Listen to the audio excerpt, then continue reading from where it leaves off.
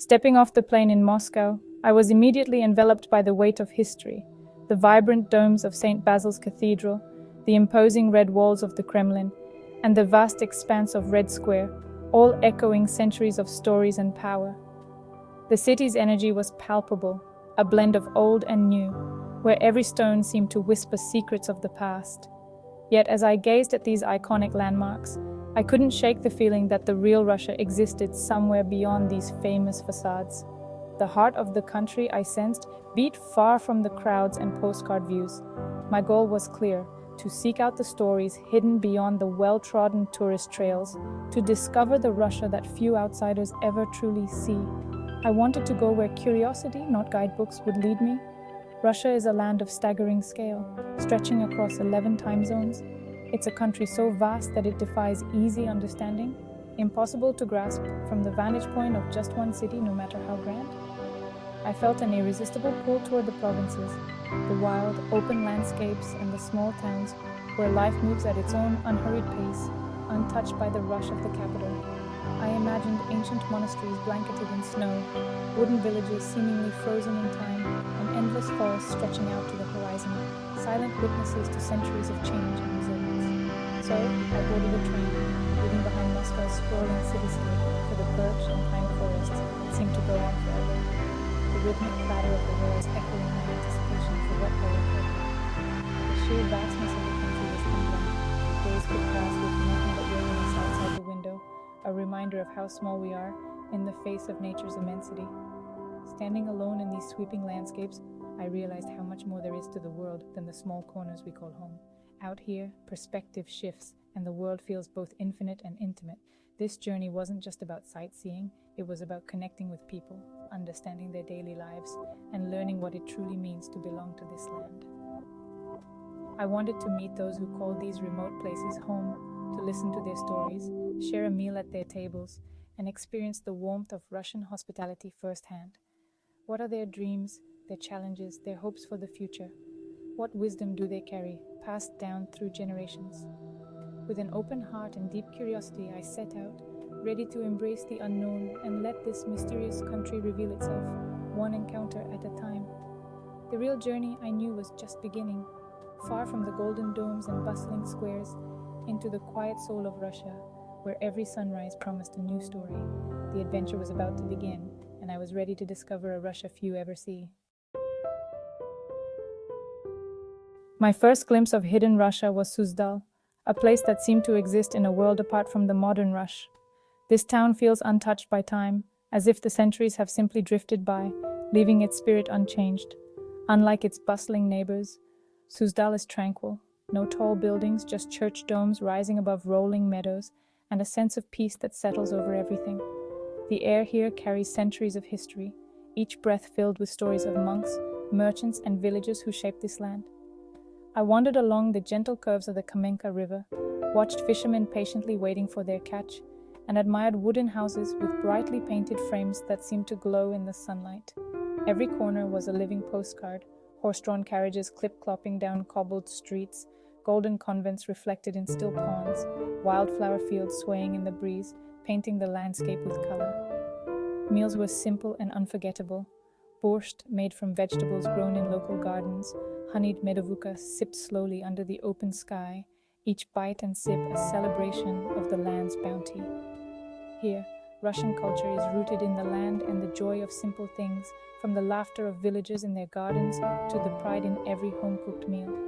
Suzdal taught me to slow down, to be present, to listen to the silence between church bells, and to appreciate the gentle rhythm of daily life. It wasn't about rushing from one site to the next. It was about absorbing the atmosphere, letting the gentle pace of Suzdal seep into my soul, and finding joy in the smallest details. Sometimes the most memorable places are those that whisper, not shout, inviting you to discover their secrets slowly. Suzdal invited me to find beauty in quiet moments, watching the sunrise over the countryside, or simply sitting by a pond, lost in thought. It was a lesson in stillness I'll never forget, a reminder that peace can be found in the simplest places. Suzdal's magic lingers long after you leave, echoing in your memory like the soft toll of distant church bells, calling you back to its timeless charm. Northward, I reached Kiji Island on Lake Onega, a journey across choppy waters to a place out of legend. The Church of the Transfiguration, with its 22 wooden domes built without a single nail, rose before me. The island is an open-air museum, preserving Karelia's wooden architecture. I wandered among chapels and windmills, marveling at the carpenter's skill, history alive in every log. An elderly caretaker shared stories. The builders saw their work as a prayer. The aspen domes shimmered with the light. The church, he said, breathes with the seasons. I realized these weren't just old buildings. They were living legacies, faith and creativity woven into wood. Kiji reminded me that the grandest monuments can be humble, crafted by ordinary hands with extraordinary vision. It was a lesson in tradition and the enduring beauty of human craftsmanship. Kiji's spirit is a whisper from Russia's wild heart. The past lives on here in wood and wonder. I left in awe. The Trans-Siberian Railway carried me east, deep into the heart of Siberia, to a place shrouded in legend, Lake Baikal. This is not just any body of water. It's the world's oldest and deepest lake, a natural wonder that has captivated travelers and locals alike for centuries. Baikal is more than a lake. It's an inland sea of crystal clear water, ancient and spiritual. Its surface stretches endlessly, reflecting the sky and mountains, while its depths hold secrets millions of years old. The water is so pure you can drink it straight from the shore, and its clarity is legendary. I arrived in late winter, when the ice is thick and clear as glass, spiderwebbed with cracks that sing in the wind.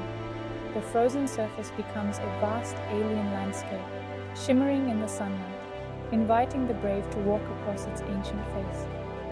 Walking on the frozen surface, I felt both terror and awe, standing atop a world of mysterious depths.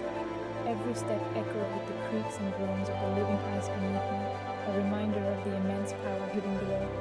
On Olkhon Island, I met a Buryat shaman who called Baikal a living entity, a source of spiritual energy. He spoke of ancient spirits and the lake's role as a sacred place, where people come to seek wisdom and healing. Prayer ribbons fluttered on shamanic poles, connecting people to the land.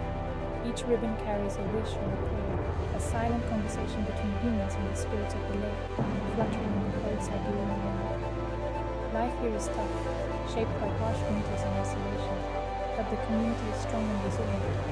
Neighbors help each other, sharing warmth, stories, and traditions that have endured for generations.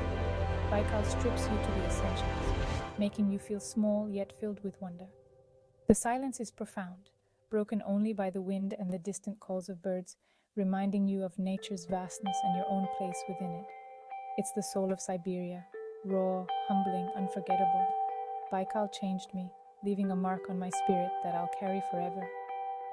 It's a place where nature's power and human spirit meet, where every encounter feels meaningful and every moment is a memory in the making. I left with gratitude and awe, knowing I had witnessed something truly extraordinary. The journey east was a pilgrimage, a passage through landscapes both harsh and beautiful, forever changed by Baikal's presence. Baikal's magic stays with you, echoing in your memories long after you've left its shores. From Siberia, I traveled south to the North Caucasus and the spa town of Kislovodsk. Famous for its mineral-rich Narzan water, Kislovodsk has drawn artists and writers for centuries. The town's vast park winds into the mountains, offering fresh air and stunning views. Mornings began with a ritual, drinking mineral water in the Narzan Gallery, joining generations in this shared tradition. The culture here blends Russian and Caucasian influences. The food is bold and the hospitality warm. Kislovodsk encourages you to slow down, breathe, and savor simple pleasures. Travel, I learned, can be healing, a chance to rest and recharge. Kislovodsk was a hidden gem, a sanctuary for body and soul.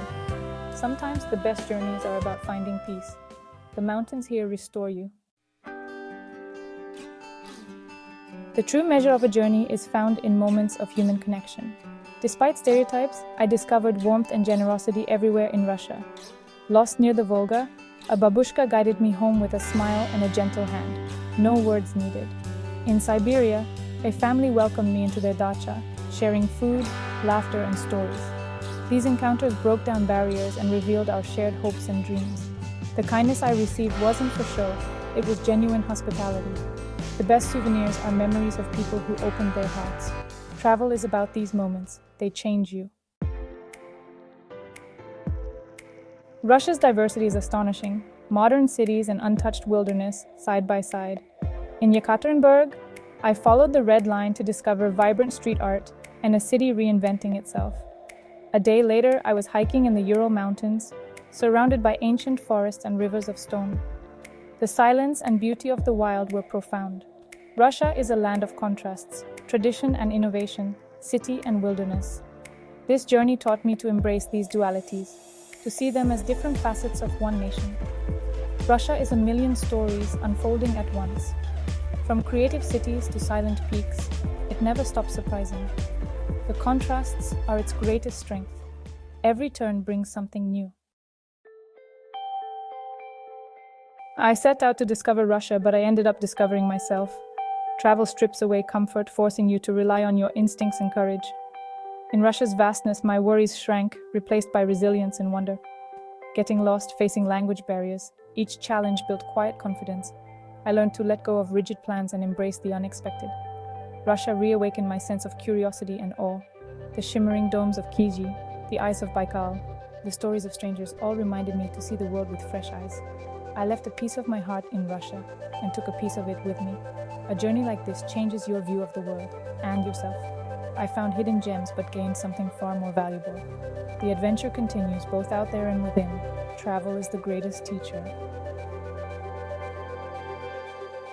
As I share these stories, I invite you to imagine yourself in Russia, on Baikal's shores, in Suzdal's quiet streets, sharing tea in a dacha. This isn't just my story, it's an invitation for you to create your own. Russia is waiting, full of beauty, kindness, and history beyond the headlines. The journey will challenge and inspire you, opening your heart and mind. If my travels spark your curiosity, then I've succeeded. There are countless hidden corners left to explore, more stories to tell. Join this adventure. Become part of a community that believes in travel's power to connect and inspire. Don't just dream, start planning your own journey. Be brave, be curious, and seek out your own hidden Russia. The world is a vast book, don't read just one page. Your adventure is waiting. Take the first step. Thank you for joining me. The road ahead is full of promise.